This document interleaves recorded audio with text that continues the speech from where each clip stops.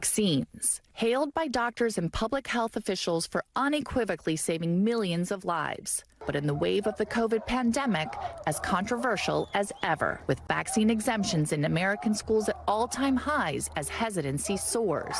Now they want us to inject experimental gene therapy. In this environment, the future of cancer prevention emerging. Yes, vaccines for cancer. After multiple rounds of chemo, radiation, and a double mastectomy, doctors said Jennifer Davis was cancer-free. But she still couldn't shake the fear. The thought that it could come back, was very terrifying. Now she's living with a sense of hope, all thanks to an experimental cancer vaccine. Every time that I have a headache or an ache or a pain, that I don't think that it's cancer now. And to have that weight lifted has just been amazing. In 2021, Davis became the first person in the world to receive the Cleveland Clinic's breast cancer vaccine targeting triple-negative breast cancer, or TNBC.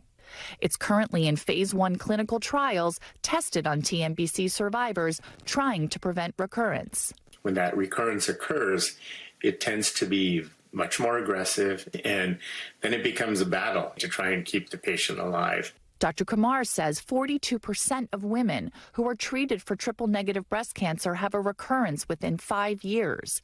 And doctors say before, there wasn't too much they could do. But this new vaccine, 2 decades in the works, hopes to change that. Here's how it works. Women produce a special lactation protein called alpha-lactalbumin that only occurs when they are breastfeeding. But it can pop up again in many triple-negative breast cancer cases. So the vaccine teaches the woman's immune system to recognize that protein, kill it, and kill the cancer cells in the process, too. It tricks the vaccinated person's immune system. Phase 1 trials show early signs of a good immune response and minimal side effects, such as lumps or irritation at the injection site. Phase 2 intends to test just how effective it is at stopping recurrence of the cancer. It's part of a growing medical movement. Instead of searching for a cure for cancer, use vaccines to try to eradicate different types. And several show promising early data. A holy grail idea is really thinking of a vaccine in a preventive measure. Will they work as great as the promise? Because if they do, the potential really would be limitless.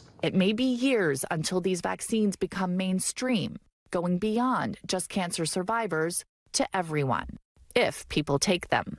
For Davis, it was simple. It wasn't something that I was scared of or nervous about. I really was a lot more fearful that the cancer would return.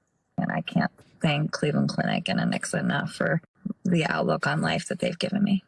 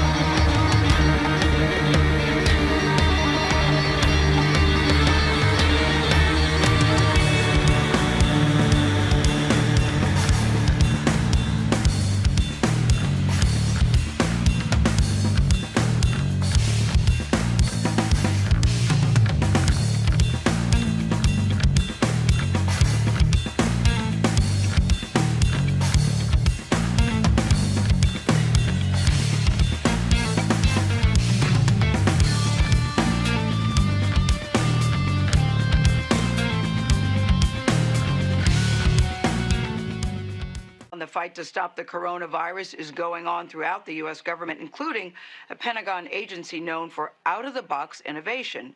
3 years ago, the Defense Advanced Research Projects Agency, known as DARPA, set the very ambitious goal of stopping disease outbreak in just 60 days.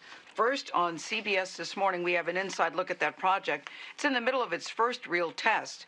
Senior investigative correspondent Catherine Herridge is at the Pentagon with more on the story. Catherine, I have to say, I like how these people are thinking, but realistically, how realistic is it, and how soon could it work? Well, good morning, Gail. DARPA has a reputation for being ahead of the curve, and right now they're hunting for the most potent antibodies to combat COVID-19. And while clinical trials can take years, DARPA says it can't wait. People say that's impossible. You can't do it. Well, that's what we're here to do. That's the goal of DARPA. DARPA, one of the Pentagon's most mysterious agencies, is usually hidden. You won't find any signs outside its headquarters in suburban Washington, D.C. But Pandemic Prevention Platform Manager Amy Jenkins told me DARPA inventions are all around us. The internet? The internet? Not just that. Everything from Siri to stealth technology to self-driving cars, even your phone's GPS. Now, with hope of a coronavirus vaccine still uncertain, DARPA is zeroing in on something faster. It's like a temporary fix for COVID-19. A temporary fix. It's meant to put a fire break around the pandemic.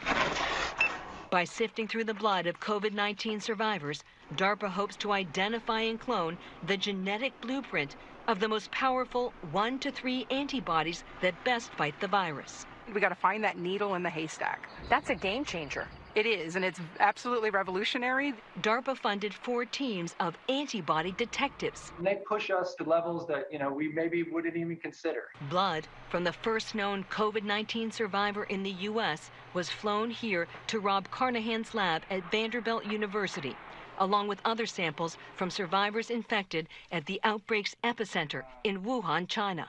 After reviewing over 3,000 antibodies, they're now down to just a handful they hope will best combat the virus. Each antibody has its own sort of personality. Yes, it's very good at inhibiting virus, but is it also good at being made? The most potent antibodies will be grown in giant steel tanks that look like beer fermenters called bioreactors. DARPA wants to take the concept to the next level. We have said, rather than doing this in those big bioreactors, let's turn our body into the bioreactor. In upcoming clinical trials, they hope to inject people with the genetic code. It's the blueprint for the antibody, and then the cells take up the blueprint and they're able to produce the antibody themselves. Unlike a vaccine, investigators say these antibodies could provide protection within hours, not weeks. We're not teaching the body how to fish. We're literally giving them the fish. With about 1 million Americans infected and more than 50,000 dead, DARPA hopes their project could provide temporary protection in time for an anticipated second wave for high-risk groups. Our healthcare workers, our frontline first responders, and then even potentially maybe the close personal contacts of those who are infected. But DARPA's primary mission is safeguarding U.S. troops who often deploy quickly to global outbreaks. So I don't want to use the word opportunity, but in some ways this is an opportunity for us to make sure we learn all of the potential lessons we can learn with this and apply those lessons learned to be more prepared the next time. There is going to be a next time. There is going to be a next time. On the timeline, the scientists we spoke to said they hope to have identified the best antibodies any day now and start clinical trials as early as this summer. That way, they hope to be prepared if there is another wave of coronavirus later this year, Gail. Well, Catherine, we're cheering them on. A temporary fix sounds pretty good under these circumstances. Thank you very much. So I don't want to use the word opportunity, but in some ways this is an opportunity for us to make sure we learn all of the potential lessons we can learn with this and apply those lessons learned to be more prepared the next time. There is going to be a next time. There is going to be a next time. We have said, rather than doing this in those big bioreactors, let's turn our body into the bioreactor.